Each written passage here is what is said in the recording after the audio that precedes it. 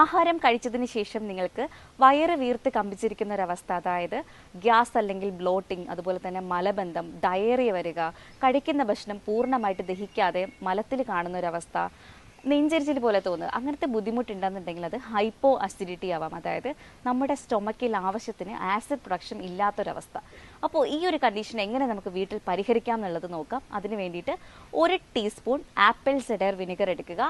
1 glass, അതായത് 200 ml ഒരു glass വെള്ളത്തിൽ നന്നായിട്ട് മിക്സ് ചെയ്തിട്ട് ആഹാരത്തിന് 10 മിനിറ്റ് മുമ്പ് ഒന്ന് കുടിക്കുക. എന്നിട്ട് നമുക്ക് അന്ന് ഭക്ഷണമൊക്കെ കഴിച്ചിട്ട് നിരീക്ഷിക്കുക. അന്ന് നമ്മൾ നല്ല രീതിക്ക് കംഫർട്ടബിൾ ആണെന്നുണ്ടെങ്കിൽ, നമുക്ക് യാതൊരു പ്രശ്നവും ഇല്ലാന്നുണ്ടെങ്കിൽ നമുക്ക് ഉറപ്പിക്കാം നമുക്ക് ഹൈപ്പോ ആസിഡിറ്റി ആണെന്നുള്ളത്. ഈ ഒരു രീതിയിൽ 15 ദിവസം മുതൽ 1 മാസം വരെ നമുക്ക് കണ്ടിന്യൂ ചെയ്ത് ഫോളോ ചെയ്യാവുന്നതാണ്.